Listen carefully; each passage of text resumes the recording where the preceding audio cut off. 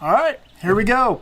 We're already on our third episode of what we're considering our pre-launch season. Now, what I mean by that is simply that we haven't left yet, right? So we're still trying to get everything together, still trying to make sure that everything lines up and everything before we just, step out and start doing this full time, which is still the goal. It's still the goal to eventually be able to do this full time. But in light of where culture is and, where...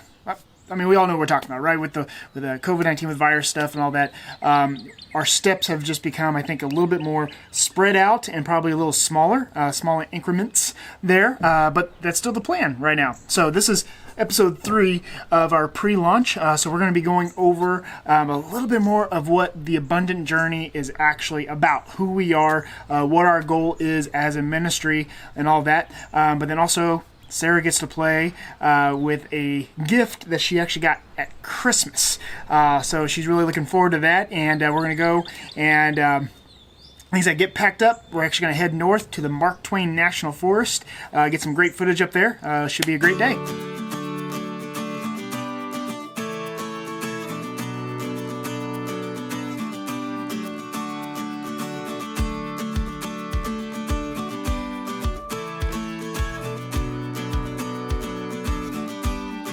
We're gonna go have big.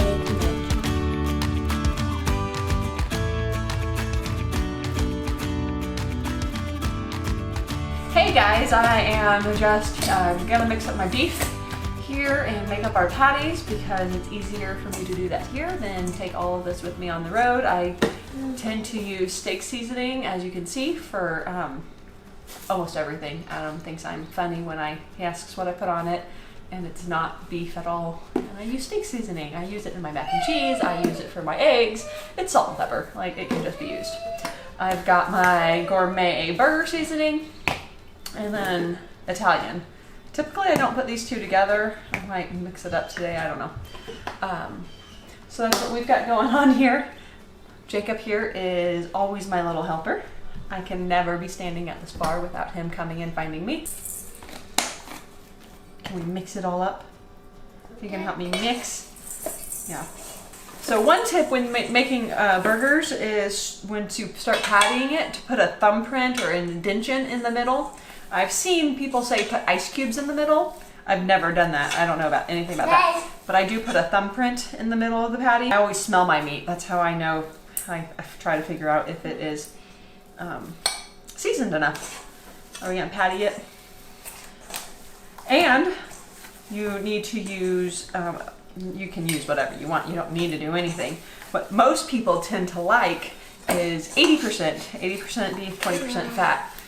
If you go higher than that, it makes a stiffer, thicker burger, less juicy. So 80-20 is a good ratio when making burgers. What do you think, bub? You want to smell? Or do you need some seasoning? Good job. Go squish. Love it when my babies cook with me. So I am super excited for Christmas. Adam got me a 17-inch Blackstone griddle. So that's what we're going to be showing you today and using. We're obviously not on the road yet, but we want to be. We are doing things. Got the crown molding up last week. Can you see it? I need to caulk it and, do stuff like that. Oh, you want more? Sit down. Go over it. So that's another step. We knew we needed to get that done before we could even list our house. In this economy and coronavirus, we have no idea if the house will sell and if we're going to leave before the house sells. But just something we had to do before we could get on the road. So we felt like that was one more step in the right direction. But we wanted to use the Blackstone since we've had it since Christmas and haven't been able to use it. So we're going to get out today. It rained this morning some, but I definitely see sunshine now, a few clouds. And we're going to go explore Twain National Forest, something that's in our own backyard. We want to go explore the country. And it's funny how things are in our own backyard. This place is 20-30 minutes from our house, and we've never been there. And we love exploring places, so just funny how when you're not in that mindset, days, months, years tick on by, and you don't even get to explore your own backyard. So super excited to break out that Blackstone.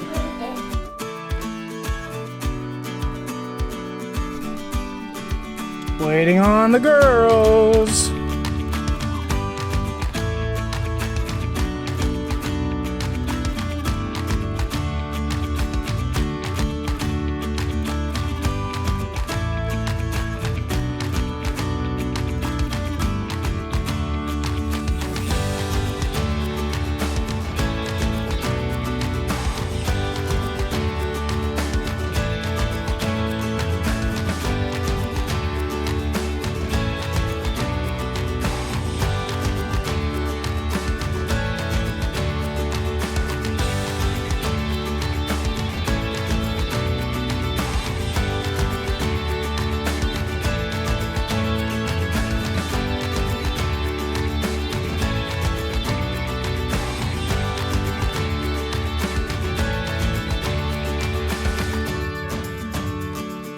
Alright, so we are here. We first time lighting up our Blackstone. It's going under there. We got it. I've got our handy instructions. What, baby? Is there a doggy over there? Blackstone, actually, I was reading these. I've done my fair share of YouTube videos on figuring how to season the Blackstone, but their instructions were quite good, so I was kind of impressed with that. The first step is just letting it heat up. Really? He's awfully excited. There's a dog over there, and he keeps calling it our dog, but that's okay. Hot. Say hot. Hot. Okay, so we're gonna just let this heat up, and then I'll show you putting the oil all over it. From all the YouTube videos I watched, even from Blackstone, they told me to use flaxseed oil, so that's what we got here. The instructions just say any oil, but lots of people said flaxseed. So we put our first coat on. We were a little unlevel, so it ran this way quite a bit before I was ready. So I tried to level it back out, and we'll see what the second round does. A little bit. Not nearly as uneven. Keep a Jacob away from the heat. All over from the front. Every edge of this gets oiled. Hi. Hi. Hi. All right. So this is Pine Ridge Recreation Area, right? Right. We've been here for a little while now. We'll probably jump around a little bit in the video, but Sarah's been setting up the Blackstone here. This is going to be a stable for us. Oh yeah. Right. What wonderful person got this for you? I'll pat you on the back there, honey. Okay. Yeah. So was reading a lot of people say they really like the Blackstone, so I thought it'd be selfishly I bought it for her because It's a good purchase. It's a good purchase, and We like to cook. And she's really good at it, and I want her to have the opportunity to cook really good meals while we're on the road. So that way, I can eat the really good meals. So a little bit of selfish purchase there, which I'm sure is okay. I'm sure that's fine. So. So on our first episode of, again, like I said earlier, of our pre-launch season, so this would be episode 3. Back, if you want to go back and watch episode 1, I went to Raytown, Missouri, in Missouri.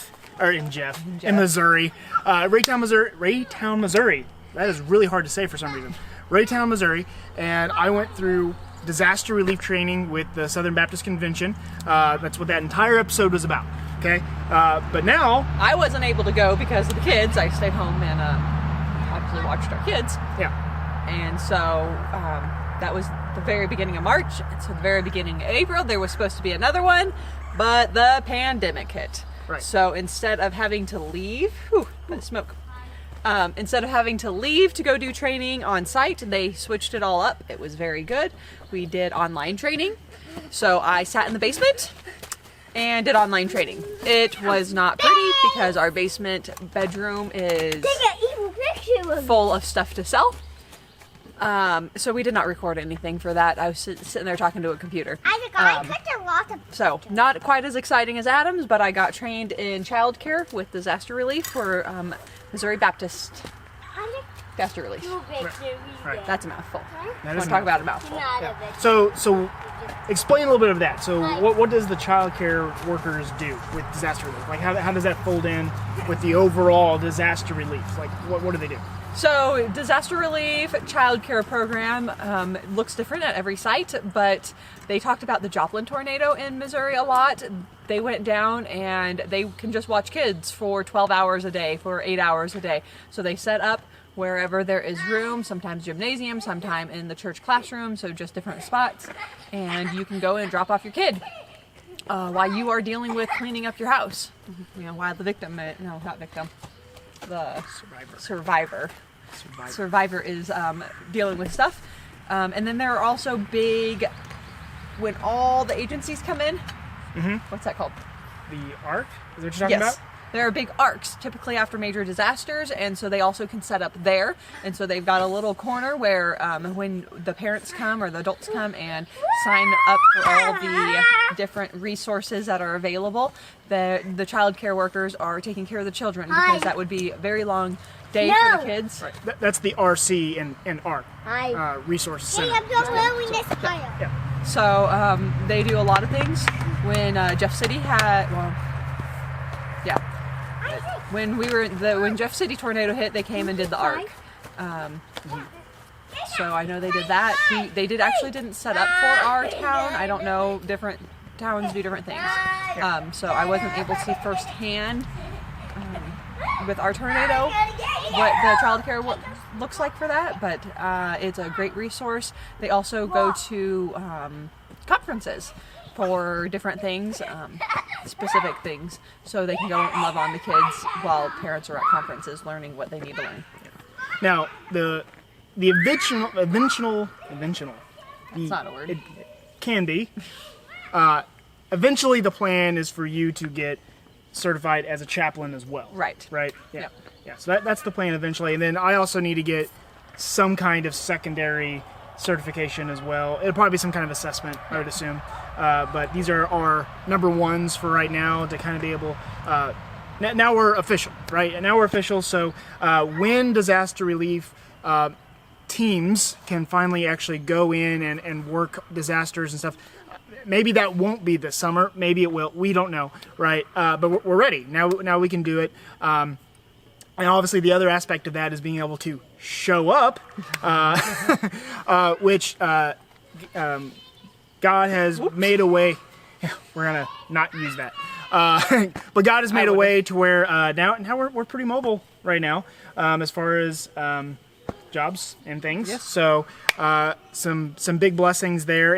At first it seemed like not a blessing, definitely. But you know, it says in the Word that God can turn all things for good. So that's what happened. So He turned it for good. So we're mobile as far as that goes. So now we just need the other side of that, which is the house on wheels. Sara has one she's eyeing.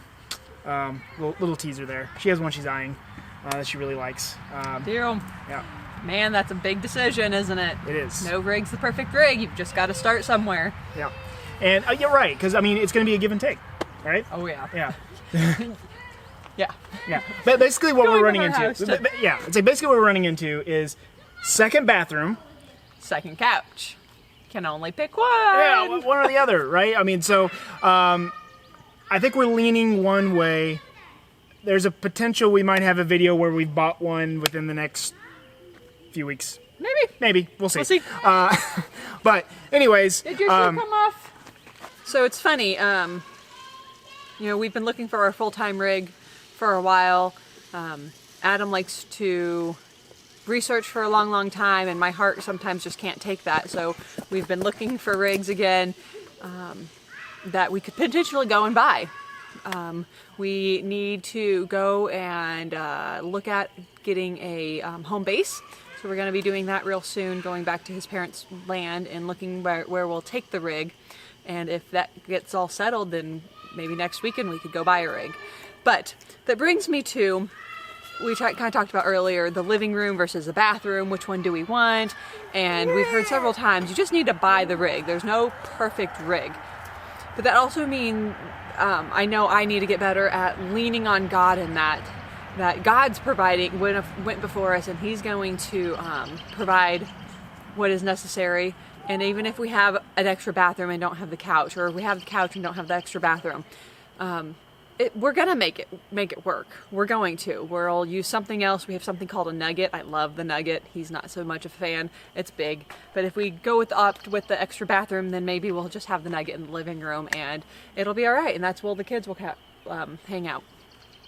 But just something that really stuck out to me this week. I was talking to Adam and about chairs, and I'm like, we bought some camping chairs last year for just our weekend camping or weekend warriors, and they're good little chairs from Sam's Club. But I don't like how much it's a bag chair, and I don't like how much I sink into it. I'm like, hun, if we're doing this full time and I'm sitting in this chair every day, I'm probably gonna want just a little bit better of a chair, something more sturdy that's easier for me to get in and out of, because oftentimes I've got a kid on my lap, and so getting out of a bag chair with a kid, I don't know, whatever reason. My reason is I thought I wanted a better chair. And yesterday I get a text from a church member that said, hey, I've got these two kinds of chairs. When you guys leave on your Abundant Journey Venture, would you like them for free? And it literally brought me to tears on how God's providing, and how with the pandemic, we don't know if we should be leaving, what to do, is this really where we're going? And then just little things like that happen, and it just warms my heart knowing that God has gone before us, and is making our path for us to go and share the gospel and hopefully touch lives and change lives forever. All right, dinner was a success. Blackstone, one of the juiciest burgers I've ever had in my life. It was really good. We're getting ready to lose some daylight, as you can see. The sun's getting real low, but we're gonna go ahead and hit this trail. It's the Mark Twain National Forest Trail here outside of New Bloomfield. So we're gonna see what we can see.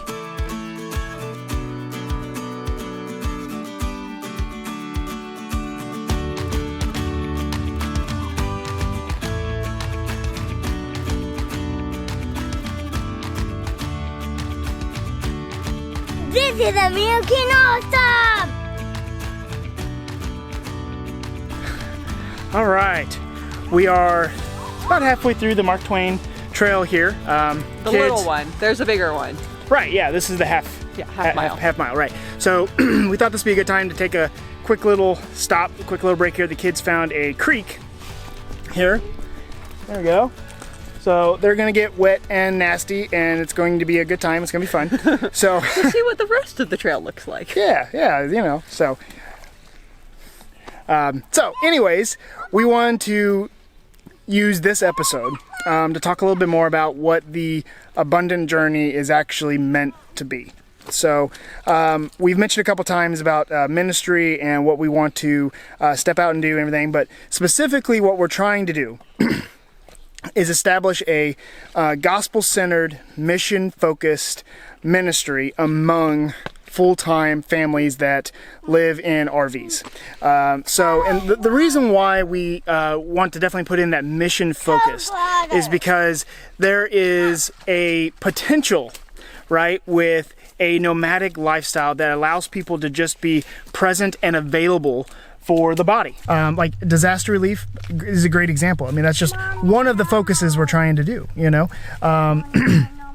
there's going to be people there that need, stuff taken out of their houses, practical things that we could do as a ministry to love on them and stuff like that. But it's not just that. It's also ministering to them, being available for them, and hopefully, presenting the gospel to them, but aside from the mission stuff, there's also the idea of the gospel centered, right? So we are also wanting to minister to you guys, right? If you're, hopefully if you're a full-time RV person that's watching this video, our goal is to reach out to you, to build a relationship with you. We want to get to know you. And that's going to be through, videos like this. Eventually, whenever the country opens back up, hopefully that's going to be meetups. So hopefully we want to actually, like I'm saying, not just through Facebook or something like that. We want to actually meet you. So talk with you, share bread with you. Yeah. During those times, that's when we can have times for devotion, encouragement, anything that is needed in that kind of thing. So, that's the goal of the Abundant Journey. Now, the name, The Abundant Journey, so we actually wrote a little bit of a blog post for this too. So, and it comes from the scripture in John 10, where it's talking about abundant life. And what we are wanting to focus on is not the idea that an abundant life is filled with stuff and things and money. Not at all. And that's not the focus here. That's not what we mean by the abundant journey. We actually mean the referencing in John 10 of abundant life, meaning eternal life that is found through Jesus Christ. So that's the focus. So the abundant journey is literally the journey we're all on. It's the journey going through mortal life into eternal life, and coming into faith with Jesus Christ, and knowing that one day He's going to make all things new, and one day we will be able to spend eternity with Him. So, and that's the journey we're all on. Now obviously the other level of this is an abundant life. Like I said, it's not stuff, but experiences, right? So we are firm believers that experiences mean more than things. Oh yes. So that's what that's our goal. Experience, let our kids experience life. Oh, Hannah almost fell, sorry. Yeah. So, anyways, we just want to take some time and kind of describe a little bit more on what we're intending to do. Now, whenever things open back up, we'll have actually a route and everything like that. The route will include multiple mission trips. It'll literally be a life on mission, right? It'll be... I have a couple resources I've been looking at, so it'll all be scheduled out and everything like that. And we'll do videos. That'll be a lot of the content from our YouTube channel will be those missions, and it'll be actually highlighting other people. So if like you're a mission coordinator for whatever XYZ mission, right? We want to hear from you, because we might want to come and do a video on what you're trying to do for the kingdom. So that's what a lot of YouTube stuff's going to be. I wish that we could start to reveal okay, this is where we're going to be, but we can't with this pandemic. No, we can't. We don't know where we're going to be. We thought we had something pretty well figured out in January, February, but that all got messy. Yeah. So we'll still plan on taking some baby steps, and we'll get there, and there may be some mission things that we'll be able to do in the coming months. So hope to see you on the road, and God bless. God bless.